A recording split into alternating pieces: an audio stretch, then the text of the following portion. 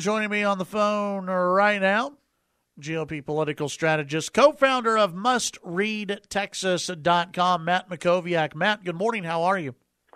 Good morning, Chad. I'm doing great. How about you? Doing well. Thanks for coming on today. Let's talk a little bit about the GOP primary. We have, two elections tomorrow, two states up tomorrow, Utah and Arizona. Are we looking at a split between Donald Trump and Ted Cruz tomorrow? Yeah, I think we are. I mean, Arizona, their rules state that it's winner take all. Utah is only winner take all if you get over 50%, and it appears Cruz is right on the precipice of getting 50%. I think a poll taken and released a few days ago had him at around 53%. So this is interesting because I think it was the Salt Lake City Tribune poll had Kasich in second at something like 29%, and then Trump in third at 13%. So there's a case here for, I think the Cruz folks to really be frustrated and angry with Kasich, who's really has the potential to perhaps spoil Cruz from being, getting a winner-take-all for the 40 delegates in Utah. So we'll see what happens. You had Romney's statement that he's going to vote for Cruz, sort of strategically vote for Cruz in Utah tomorrow. You have a number of other legislators at the state level and sitting lieutenant governor who endorsed him. You have Glenn Beck, who's obviously a Mormon, campaigning with Cruz throughout Utah over the weekend. So I think Cruz will probably hit that 50% threshold, and Trump will win Arizona. It'll be a split. So the question is, how will that impact Kasich if he comes away with no delegates on Tuesday? Because you've got 4 weeks until the next voting with Wisconsin. So, there's going to be increasing pressure on Kasich to realize the mathematical fact that he cannot become the nominee because he needs something like 110% of the delegates that remain. There are obviously a lot of Republicans who still do not want Donald Trump as the nominee. After Marco Rubio dropped out, you really haven't seen a flurry of endorsements go to either Ted Cruz or John Kasich. Is it that the so-called establishment or those Republicans, they don't want to get burned again? Are they just conflicted on who they want to go for? What's holding people back from making endorsements, or are Republicans just lost right now when it comes to a plan to stop Donald Trump? Yeah, it feels like they're lost. It's fairly clear to me the only plausible scenario for stopping Trump is preventing him from getting that 1,237 delegates and then beating him out after the first ballot, likely with someone like Cruz, who I think may go into the convention with 800 or 900 or 1,000 delegates. Kasich has no chance. He would have to somehow win on a successive ballot and overcome Trump and Cruz, and that seems impossible. And all the talk about a third candidate, or Romney or Paul Ryan or somebody, winning on a successive ballot is ridiculous and won't happen. So, there doesn't seem to be a lot of unanimity. And I thought there might be more rallying around Cruz. And really, besides the conservative movement, you haven't really seen that in the mainstream of the party. Look, I think that the mainstream of the party is sort of looking at all three options, and they're sort of nonplussed. They know Trump is undisciplined and controversial. They don't like Cruz personally, and they know Kasich has no mathematical chance to be a nominee. And so a lot of times as it relates to endorsements, the easiest thing to do is to not do anything at all and see how things play out. Unfortunately, it's that kind of mindset that's brought Trump to the precipice of being the nominee. I mean, the sort of cowardice of many people not taking any action whatsoever is what's allowed him in a multi-candidate field to succeed with about a third of the vote. Visiting with Matt Mackowiak, GOP political strategist.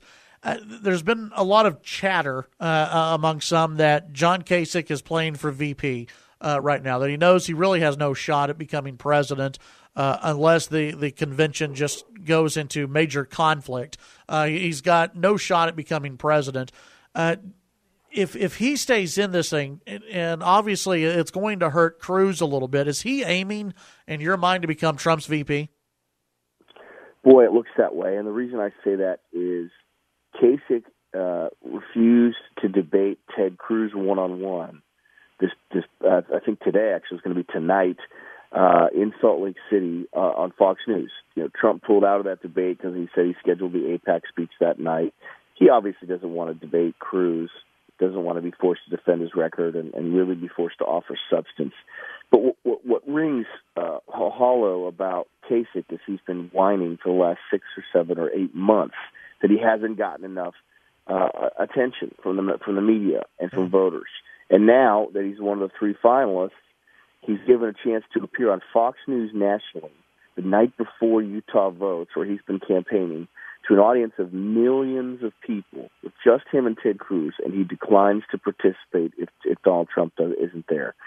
So that, to me, speaks volumes. Actions speak louder than words. I can think of no reason why a presidential candidate would not want to be in a debate with millions of people watching. So that is what I'm thinking. Because again, why would Kasich stay in when he's mathematically been eliminated from the nomination? They say, well, we're the only candidate that can beat Hillary. That's what the polls show. And once we get to the convention, people are going to say who can beat Hillary, and we're going to be the only answer. Again, that would require all the Cruz delegates and all the Trump delegates to somehow be willing to switch from their candidate to Kasich.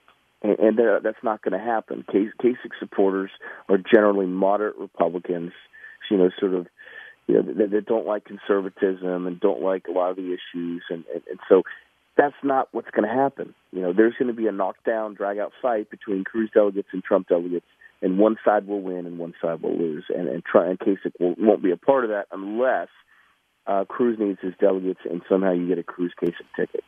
Visiting with Matt Mackowiak. Matt, let's shift gears a little bit. President Obama in Cuba. He's the first president since 1928 to step foot on Cuban soil. At least that we know of. There could have been some secret meetings that have gone down. But first president, right? Yeah, first president that has stepped foot on Cuban soil officially since 1928. There's been a divide here. It's not among party lines, really, among this Cuban embargo and the future of Cuba. You've got some Democrats who have come out against what the president is doing, and you have some Republicans who have come out in favor of what the president is doing. What do you view as the future of the U.S.-Cuban diplomatic relationship?